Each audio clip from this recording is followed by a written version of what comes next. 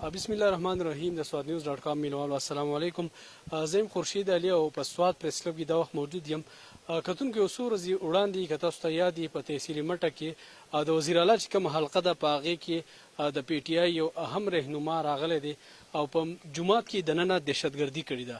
په هغه جومات کې چې کوم ځای کې 15 وخته اذان ویلی کېږي او 15 وخته مونځ کېږي او په هغه امام باندې تشدد کړی دی، کم امام چې مخکې کېږي او شاته پسې مونږ او د هغه ځای خلک چې دی په هغوی پسې مونځ کوي. بدقسمتي سره هغه جومات نن بند دی، اذان نه ویلی کېږي، امام په هسپتال کې ناست دی، اف آی آر تر اوسه پورې نه دی شوی، نه پکې څه ګرفتاریانې شوي دي. د هغه ځای خلک د هغه ځای چې کوم مونږ ورسره مینه کوو، ټول ولس ورسره مینه کوي د دین په خاطر، هغه راغلي د سواد پریس کلب ته او خپل یو فریاد یې راوړی دی. مولانا سید قمر صاحب مونږ سره موجود دی، د هغوی نه به تپوسونه کوو چې دا واقعیت څنګه مخې ته راله، اف آی آر ولې نه درج کېږي او د دې شاته داسې کم پریشر دی، کم خلک داسې دي چې هغوی د اف آی آر نه پرېږدي، پولیس دې طرف ته نه پرېږدي چې اف آی آر وشي او دا خلک ګرفتار شي. ټول نه مخکې راته ووایئ په لنډو الفاظو کې دا واقعیت څنګه راله او اف آی آر ولې درج کېږي. بسم الله الرحمن الرحیم. ډېره شکریه ستاسو جي. د کومه حده پورې چې د واقعي د راتللو خبره ده ما خو شاید دغه تفصیلاتو نه به تاسو هم خبر یې، ټول قوم ته خبر دی چې دغه د پی ټي آی دا کسان چې دي دغه مفتي صاحب سره سیاسي بنیاد باندې نالګي وه او ډېر وخت نه مسلې روانه وه، مختلفو موقعو باندې هغه ته د قتل دمکیانې مختلفې دمکیانې هغه ته ورکولې او بیا په 24 تاریخ باندې دا واقعه مخې ته راله. صحیح. دا راته ووایئ چې تر اوسه پورې اف آی آر ولې ونه شو؟ نو اف آی آر خو ځکه نه دی شوی چې کم کسان په دې وارداتو کې ملوث دي هغه د پی ټي آی اهم خلک دی او د وزیر اعلی صاحب سپورټ هغې ته حاصل دی. صحیح. دا راته ووایئ چې د جومات څه پوزیشن دی او د امام صاحب څه پوزیشن، څومره هغه زخمي دی، کم ځای کې داخل دی، واپس ټوټې شوی دی که نه؟ نو د جومات خو پوزیشن دا دی چې جومات ته تالې لګېدلې دي، بند دی.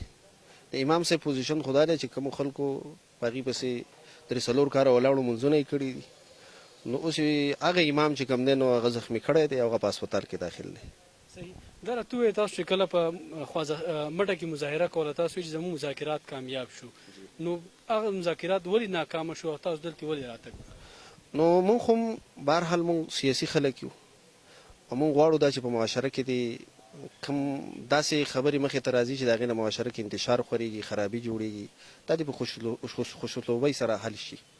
چونکې دغه شپه باندې د کوم پولیس کوم ذمه دار خلکو اس پی انوسټیګیشن اعجاز خان هغه راغی خوازخیل ته ما سره میلاو شو، مونږ د شپې مذاکرات وکړو.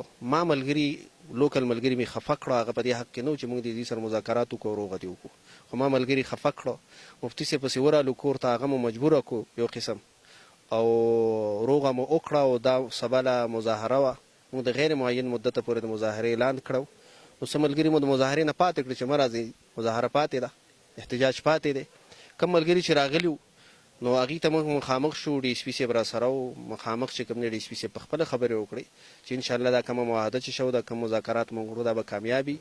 زه بالکل د دې ټولو خبرو ډي اس پي صاحب په خپله ووایي چې زه ذمهوار یم، دا کمې خبرې چې وشوې په دې کې به د یوې خبرې هم خلاف ورزي نه کېږي.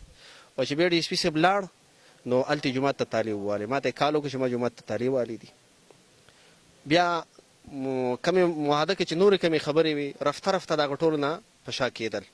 د هغې وجې نه موږ مجبوره شو او موږ پریس کلب ته رالو، میډیا ته مخامخ شو او اوس هم موږ دا غواړو چې دا خبره دې په ښه طریقې سره حل شي، د خبرې حل دې راویستی شي، ظالمانو ته دې سزا میلاو شي، د مظلومانو دا درسي دې وشي. که د دې باوجود هم انتظامیې په دې باندې نوټس وانخېستو، ډي جي صاحب دا خبره په سنجیدګۍ سره وانخېسته او وړاندې موږ 2 ورځې ټیم ورکړ دی او څه نقصان او خرابي راتله د هغې ذمه دار به انتظامیه. صحیح. ډېره مننه. زموږ سره سابقه چې کوم امیر دی د جی یو آی ضلع سوات، هغوی موجود دی، هغه هم د دې پوره واقعې نه خبر دي، هغوی هم هلته تللي دي. مولانا حجت الله صاحب دا راته ووایي چې تاسو به مخکې له عمل څه که دا اف آی آر نه کېږي، دا کسان نه ګرفتاریږي، نو مخکې به تاسو څه کوئ؟ جمعیت علما اسلام یو پرامن جماعت دی او همیشه یې امن غوښتی دی، خو په دې ملک کې قانون دی، دستور دی.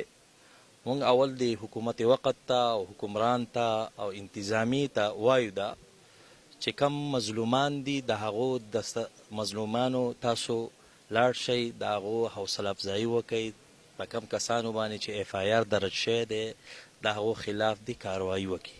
که ونه شوه نو بیا به موږ د جمعیت علما اسلام ضلع سوات تمام تحصیلونه عمرانو زما مجلس شورا او تمام مدارس چې کم په سوات کې دي د هغو سره به مشاورت کو او د مشاورت نه بعد به انشاءالله خپل لاهې عمل طی کو که هغه د مظاهرې په شکل کې که هغه بل یو شکل یې انشاءالله په مشاورت به خبرې طی کو او بیا به یې کو. واقع شوي د دې نه ستاسو چې کوم صوبایي قیادت دی یا مرکزي قیادت دی اتې خبر دي؟ صوبایي قیادت سره زموږ ملګري په رابطه کې دي، هغه د دې واقعې نه خبر دي. هغوی تاسو خپل احتجاج ریکارډ کوئ. موږ مظاهره هم وکړه، نن موږ پریس کرف ته راغلو او پریس کانفرنس یې هم وکړو. دا قانوني لارې دي چې موږ کوو او د هغو سره په رابطه کې یو. ډیره مننه. کتونکو تاسو خبرې واورېدې د دې چې کوم ذمهوار خلک دي د تحصیل او بیا د ضلعي چې کوم د جی واي ذمهوار خلک دي دا خبرې تاسو واورېدې. د انصاف په حکومت کې بې انصافي خوند نه کوي. هغه حکمرانان چې ټول عمر د انصاف چغه واله چې موږ به برسر اختیار راځو او انصاف به کوو، چې بیا انصاف چې بیا برسر اقتدار راشي په لاس کې اختیار راشي بیا بې انصافي شروع شي. یقین لرو چې د وزیر اعلی حلقه ده، د هغه کلی دی، د هغه د پارټۍ کس دی، خو بې انصافي به د دې علماو سره نه کوي. انصاف به دوی له ورکوي. دا د هغه د شان سره ښه ښایي. اجازت راکړئ. د الله په امان.